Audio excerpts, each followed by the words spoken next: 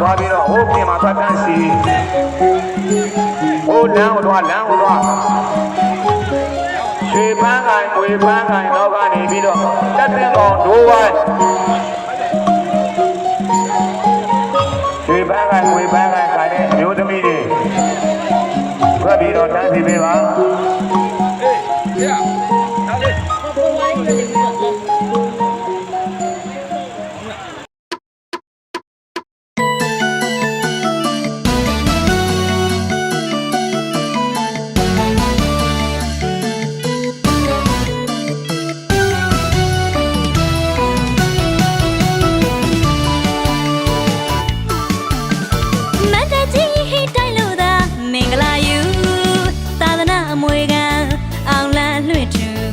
ာစရာကောင်းတဲ့အလူပြောစရာကောင်းတဲ့အလူကြွရောက်လာကြသောပရိသတ်အပေါင်းတွေကိုယူလိုဝါမြောက်ဆုံးချိန်သေးညံစုဒိုးပန်ဝိုင်းနဲ့မင်္ဂလာတွေယူ OCT လုံးမြိုင်ဆိုင်ငါတမှုပြောစရာလူအိုပြောစရာလူအားလုံးပြောတဲ့အလူ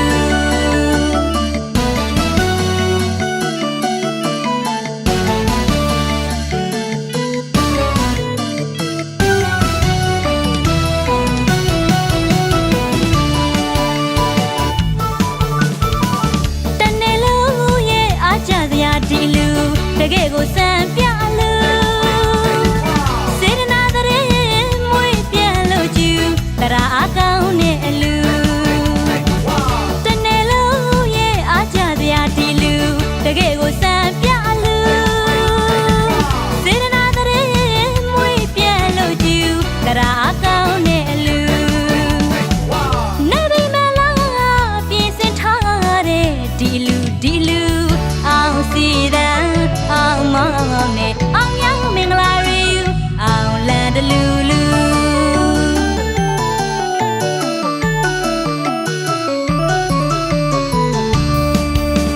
စီကပိုင်မြိုင်လို့ရခမ်းနာတဲ့အလူအမျိုးသားမျိုးသမီးတွေပြောကြည့်ပြောတဲ့အလူရှင်မင်းရဝေးလူကြီးခလေးမကြမ်းလာသမျှပေးကံကျွေးစမ်းမညူနေပါဤမလို့ပြောစီတယ်တညံ့ညံ့မစေဒါနာဘွေးစင်နွေးလို့ခုတို့ယူအမခန့်လောက်စရာထူတဲ့လူ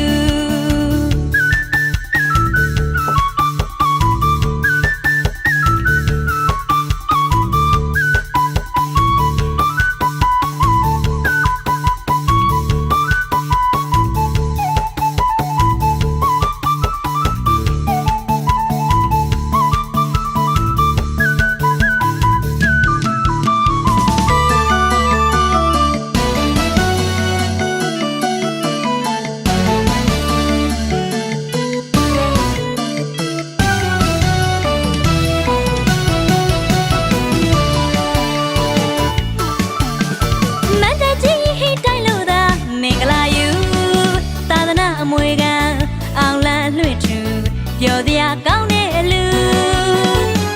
ပြောစရာကောင်းတဲ့အလူကြွရောက်လာကြသော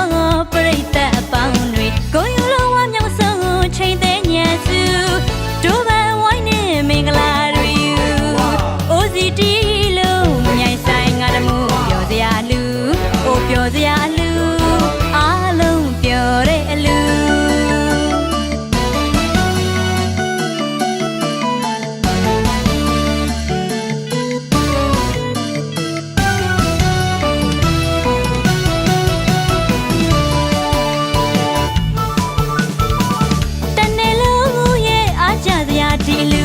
တကယ်ကိုစံပြလူ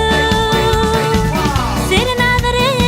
မွေးပြန်လို့ကျူတရားအကောင်းနဲ့အလူတနေ့လုံးရဲ့အားကြစရာဒီလူတကယ်ကိုစံပြလူစေတနာတရေမွေးပြန်လို့ကျူတရားအကောင်းနဲ့အလူနေပြီမလားပြင်ဆင်ထားတဲ့ဒီလူအောင်စီတဲ့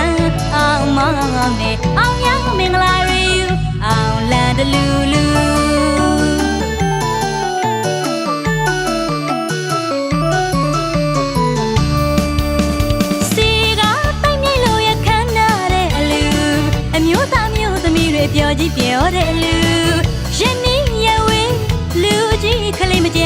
သမျှပေးကံကျွေးစမ်းမညူလူ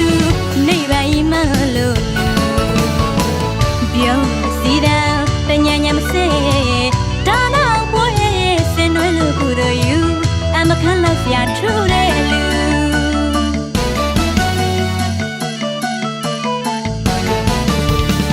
တနေ့လုံးရဲ့အားကြစရာဒီလူတကယ်ကိုစံပြလူ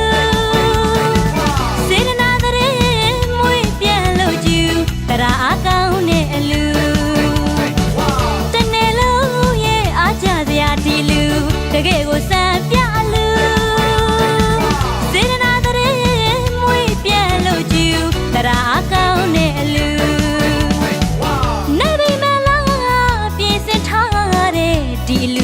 လူအောင်စီရန်အောင်မမဲအောင်ရမင်္ဂလာရီအောင်လန်တလူလူ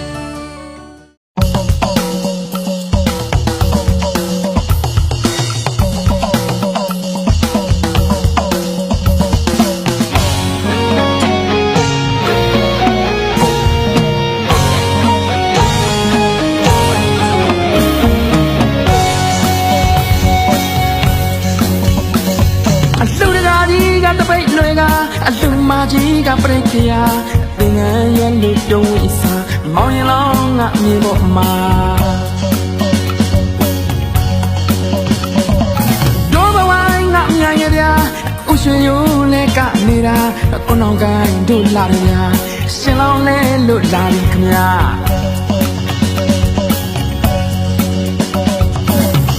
ဟောကြည်ပါလားကြည်နူစရာလူမင်္ဂလာထမေချောင်းစီမောင်တီနိုးသာရောက်လာမြမရွေးကုသိုလ်ပါတာရှိကျူတဲ့အလူပါမိဘစုတွားအလူပါတာရှိကျူတဲ့အလူပါမိဘစုတွားအလူပါ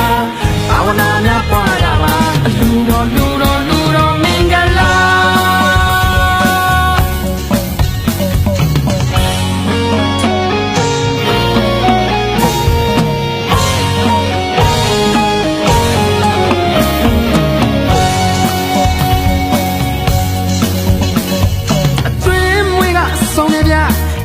ဆိုင်ငါမိုက်တဗျပိတ်တကြီးနဲ့ပါတဗျရွာလုံးမဲပြောနေတာတို့ဘဝငါညံ့ရဗျဥရွှေရိုးနဲ့ကနေတာကိုနောင်ကိုင်းတို့လာတယ်ဗျလူမျိုးလေးတို့ရှိုးနေတာ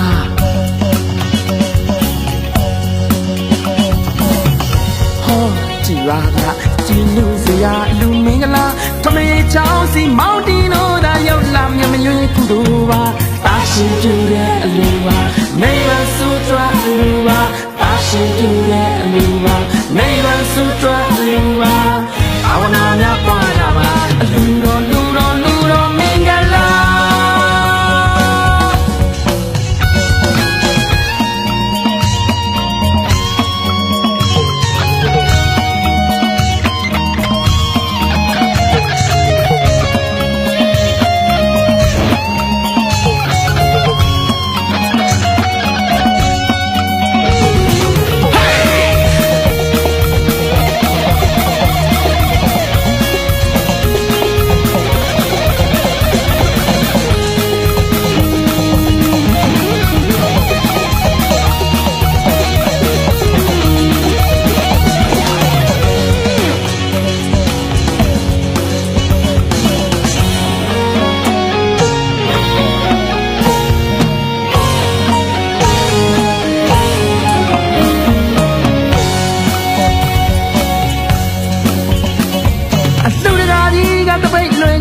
အလူမကြီးကပြိခရာ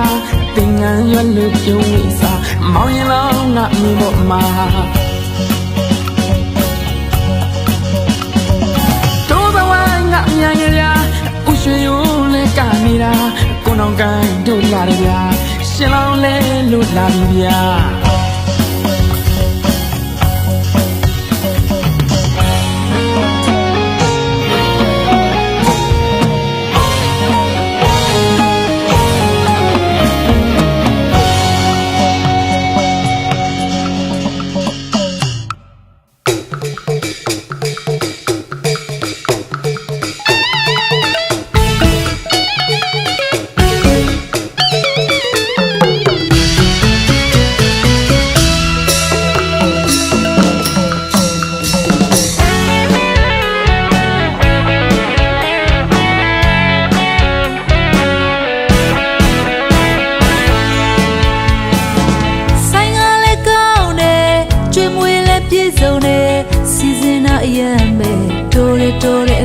ကြီး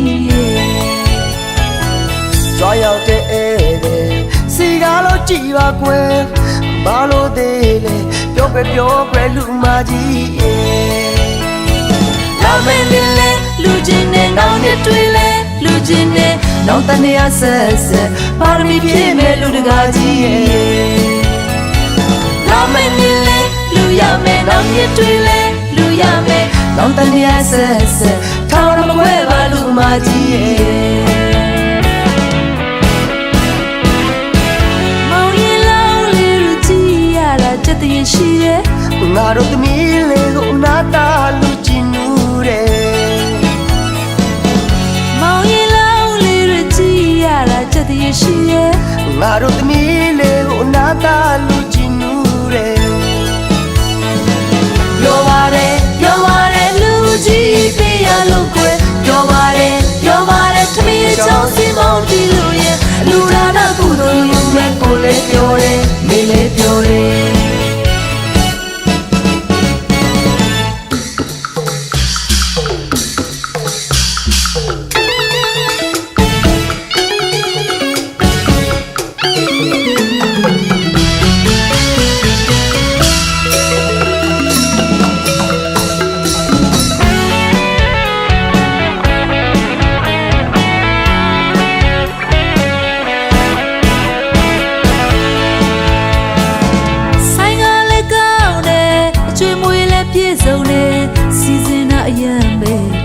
တော်တဲ့လူတကာကြီးရဲ့ကြွားရောက်တဲ့ဧည့်သည်စီကားလို့ကြည်ပါကွယ်ဘာလို့သေးလဲပြောပဲလူမကြီးရဲ့လာမယ်လေလူချင်းနဲ့နောင်ရတွေ့လဲလူချင်းနဲ့နောင်တနေရဆက်ပါရမီပြည့်မဲ့လူတကာကြီးရဲ့လာမယ်လေလူရမယ်နောင်ရတွေ့လဲလူရမယ်နောင်တနေရဆက်ထောင်းရမခွဲပါလူမကြီးရဲ့မောင်ရင်လောင်းလေးလူကြည့်ရတာချက်တည်းရှိရဲ့ငါတို့သမီးလေးကိုနာတာလူကြည့်နူးတယ်မောင်ရင်လောင်းလေးလူကြည့်ရတာချက်တည်းရှိရဲ့ငါတို့သမီးလေးကိုနာတာလူကြည့်နူးတယ်ပြောပါတယ်လူကြီးပြရလို့ကွယ်ပြောပါတယ်သမီးချောင်းစီမောင်တီလို့ရဲ့လူရာနာကုသိုလ်ယူမဲ့ကိုလည်းပြောတယ်မေးလည်းပြောတယ်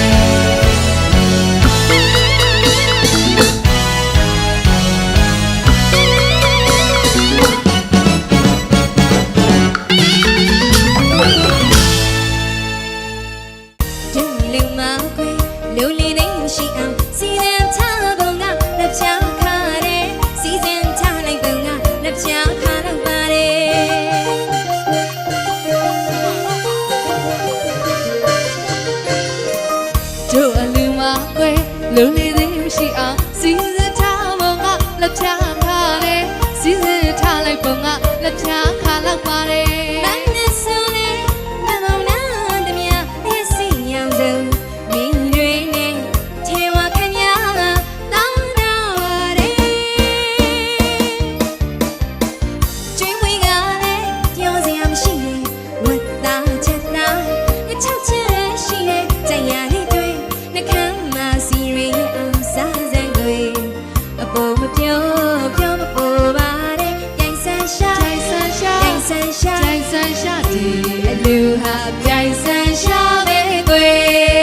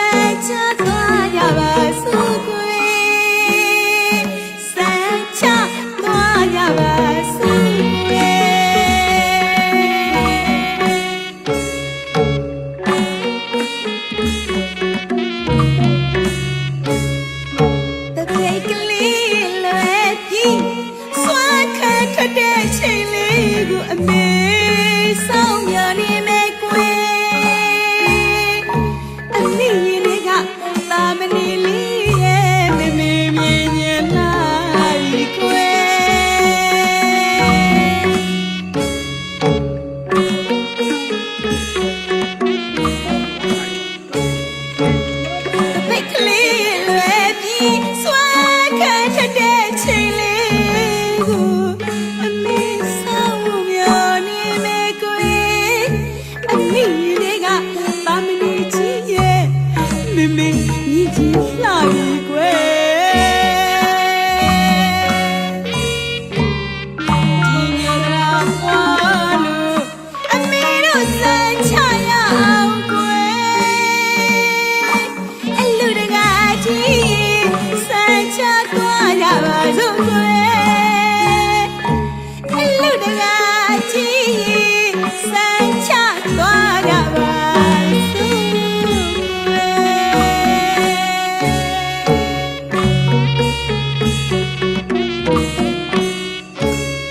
တာရှင်လောင်းလေးအမိသားကြီးကျေးဇူးဆက်လေးဘယ်နဲ့ရမလေးဘယ်တော့ဝမလေးလို့တကမကြီးလို့ခေါ်တဲ့အတန်လေးရှင်လေးကြားရမယ်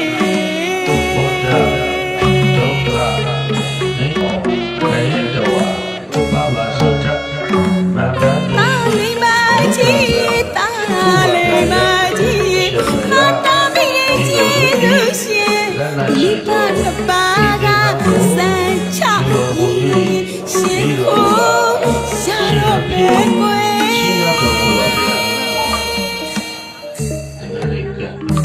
အလူတကာကြီးစံချသွားကြပါစို့ကွယ်စံချသွားကြပါစို့ကွယ်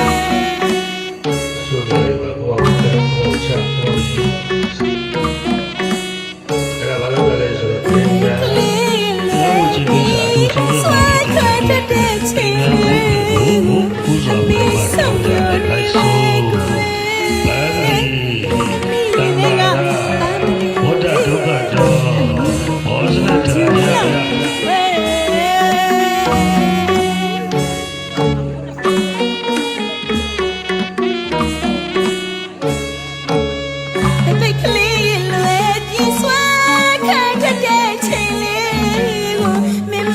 ဆောင်ရနေမယ်ကွယ်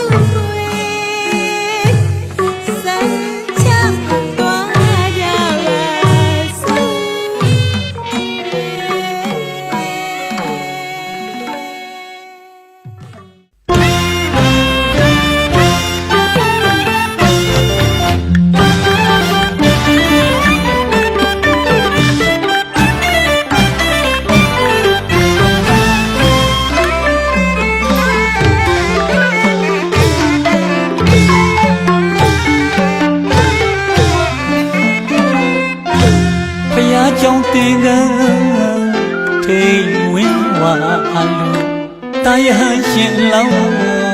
တရားဝင်မှာဥပြည့်ရဲ့ဆရာတော်များကပဇင်းဖြစ်မဲ့အမိသားကိုယဟန်တို့လိုက်နာရမဲ့ယဟန်တို့ကျင့်ဩဝါဒကထာဟောကြားတဲ့အမေကြားတော်တရားဝင်ဝါမှာတရားဝင်ဝါကအမေမျက်ရည်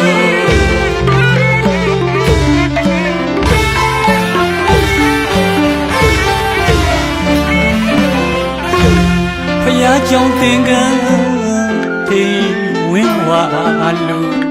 တာယဟန်ရှင်လောင်းတိမ်အဝင်းမှာ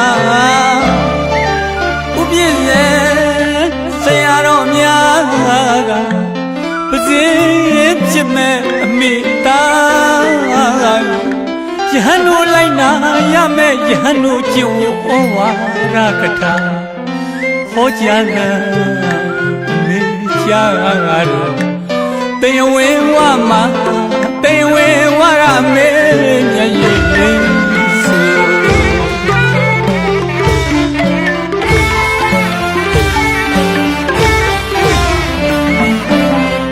ရင်ွယ်ပိုက်ကဝေခဲ့ရလို့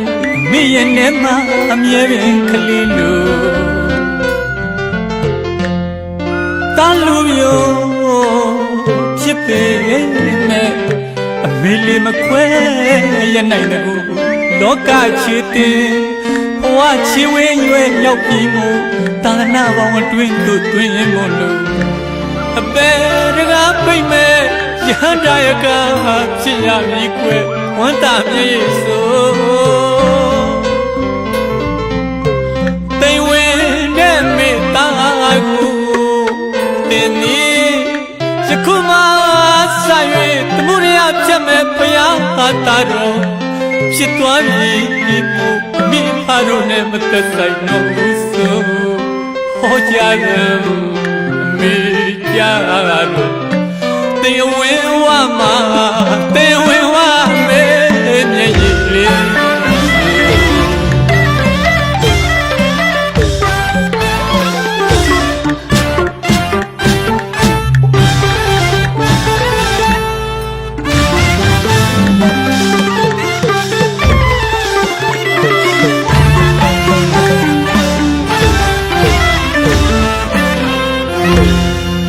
ကြောင့်တင်ကထေဝင်းဝါလူတာယဟန်ရှင်လောင်းတိမ်ဝင်းမှာဥပြည့်ရဲ့ဆရာတော်များကပစေဖြစ်မဲ့အမိသားယဟန်တို့လိုက်နာရမဲ့ယဟန်တို့ကျင့်ဝတ်ဩဝါဒကထာဟောကြားတယ်အမိကြားတော်တေဝေဝမတေဝေဝရမေမြည်ရည်လေးစု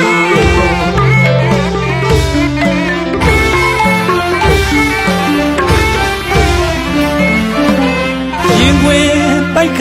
ဝေးခဲ့ရလို့အမေရင်ထဲမှာအမြဲပင်ကလေးလို့တာလူမျိုးဖြစ်ပေမဲ့အမေလေးမခွဲရနိုင်တကူလောကချစ်တင်ဘဝချစ်ဝဲအရွယ်ရောက်ပြီးမို့သာသနာပေါင်းအတွင်းသို့တွင်မို့လို့အပေတကားပိတ်မဲ့ယဟန္တာယကဖြစ်ရမည်ကွယ်ဝမ်းသာမြဲရဲ့ဆိုတိမ်ဝဲနဲ့မေတ္တာကိုတင်ဒီယခုမှစ၍တမှုရရဖြတ်မဲ့ဘုရားဟာတာတော်ဖြစ်သွားပြီမို့အမိဖာတို့နဲ့မသက်ဆိုင်တော့ဘူးဆိုဟောကြားတယ်အမိကြားတော်တေဝေဝမတေဝေဝမေမြည်ရည်လေးဇဘူရီနာလေယာတောင်ကျနမေချောနီ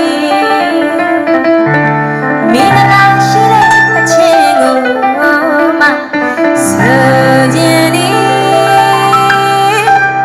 နာစင်သူလေမင်္ဂလာရှိမည်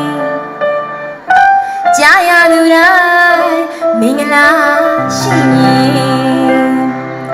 အတိတ်ကိုဆောင်၍ကြံနိုင်အောင်စေစီးတဲ့တော့ရွှေမိုးရွာစေ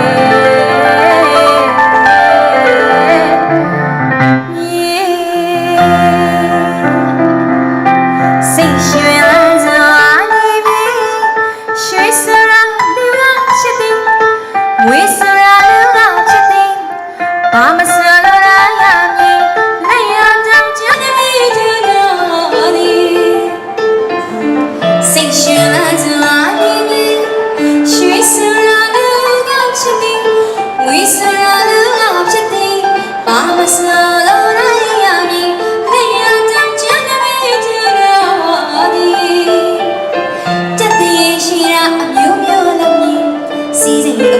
လူရရမြည်မြွရွာရမတိချက်တည်းရှိရာအမျိုးမျိုးသမီးစီရင်ဥစားလူရရမြည်မြွရွာရမတိဒီနေ့မှဆောင်၍ကျန်နိုင်အောင်စေမည်ကဘာတော်လုံးကိုဝမ်းမြောက်စေမည်ရနာရွှေငွေအထွေထွေတောင်းလေကိုယ်စက်ချမ်းမြအနေကင်းမည်ကဘာတော်လုံးကိုဝမ်းမြောက်စေမည်ရနာရွှေငွေအထွေထွေတောင်းလေကိုယ်စက်ချမ်းမြအနေကင်းမည်အကျိုးစီးပွားနဲ့အမြင်ဖြစ်နိုင်သည်ခင်ဗျာပြောင်းနေပြီစိတ်ရောကိုယ်ရောချမ်းသာပြီ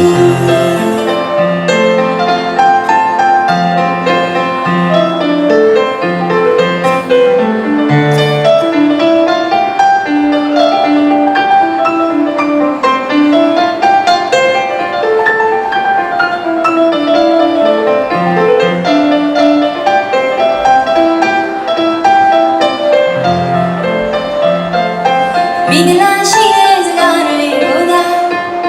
ကြားချင်လားနားစီလေးများစူပြပါမည်မင်္ဂလာရှိတဲ့အချင်းတွေကိုသာကြားချင်လားနားစီလေးများစူပြပါမည်ပြီးမရခဲ့စိတ်ချမ်းသာစီမည်ချက်တည်းလည်းတကယ်ပဲရှိသည်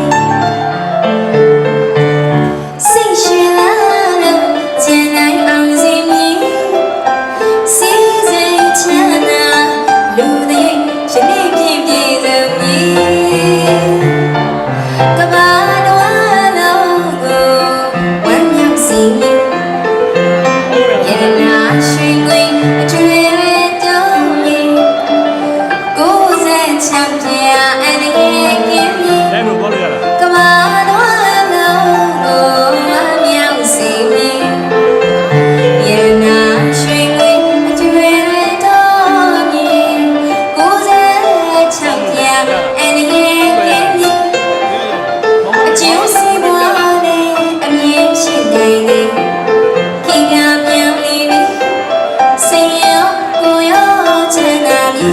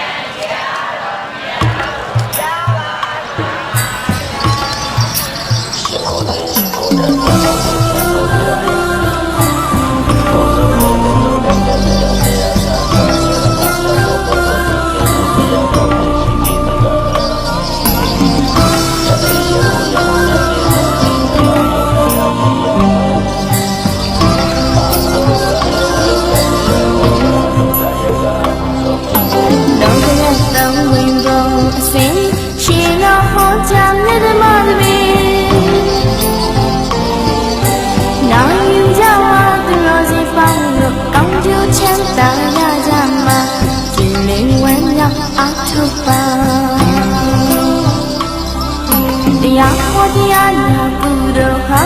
တမရခရီးတွေ့ချူပေးမှာဒီတောင်းမှသူတော်စင်များတို့ဣန္ဒမတပင်စင်ကြီးဟာတရားနာကြရပါလောကရတုံးဝင်ပုံစိတ်ရှိတော်ဟောကြားမြတ်ဓမ္မတပင်နာယူကြပါသူတော်စင်ပေါင်းတို့ကောင်းကျိုးချမ်းသာရကြမှာဒီလေးဝမ်းသာအထုပါတရားဟောတရားနာကုသိုလ်ဟာတန်တရာခရီးတွေ့ကြပေးမှာတောင်းမှသူတော်စင်များတို့ဣန္ဒမတပင်စင်ရာတရားနာကြရပါလူဝ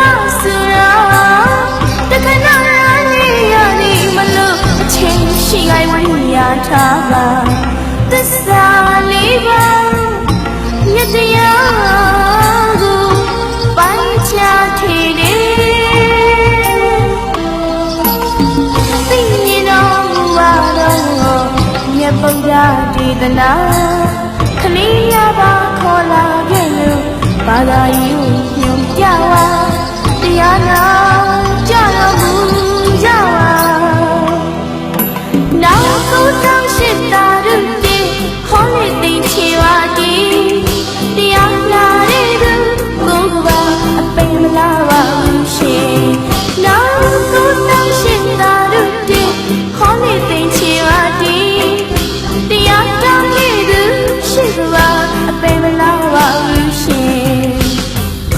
သာဓုတစ်ခုခေါ်ရင်ချင်းတကဘာအပင်မလားရှင်တရားခေါ်တဲ့ထိတ်တန်ကရှင်သင်ချင်တဲ့တော့ကုသိုလ်များတဲ့ရှင်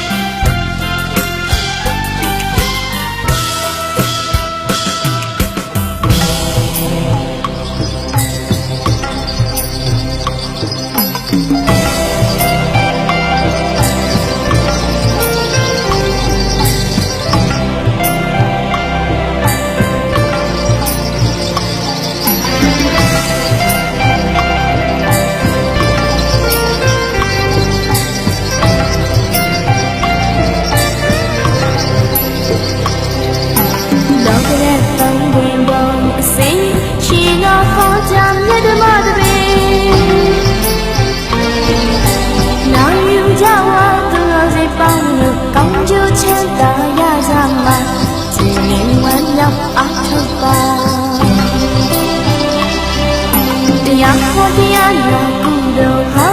တဏှာခရီးတွေ့ကြပေးမှာအရေးတောင်းမှသူစီများလို့ဣန္ဒမတပိစင်ရတရားနာကြရပါလူဝဆိုရာတခဏရနေရသည်မလို့အချင်းရှိအိုင်ဝိညာထားပါသစ္စာလေးပါမြတ်တရားကိုပိုင်းခြားထည်တယ်သိမြင်တော်မူပါတော့မြတ်ဗုဒ္ဓဒေသနာကလေးများပါခေါ်လာခဲ့လို့ဘာသာရေးကိုညွှန်ပြပါတရားနာကြတော်မူကြပါနောက်ကိုတောင်းရှိတာတို့ဟောလေသင်ချေပါဒီတရားနာတဲ့သူကိုယ်ကပါပင်မလားပါဘူးရှင်နောက်ကိုတောင်းရှိတာတို့ဟောလေသင်ချေပါဒီတရားတောင်းတဲ့သူရှိကပါပင်မလားပါဘူးရှင်သာဓုခုခေါ်ရင်ချင်းတကဘာအပင်မလားရှင်တရားဟောတဲ့ထိတ်တန်လားရှင်သင်ချေနဲ့တော့ကုလို့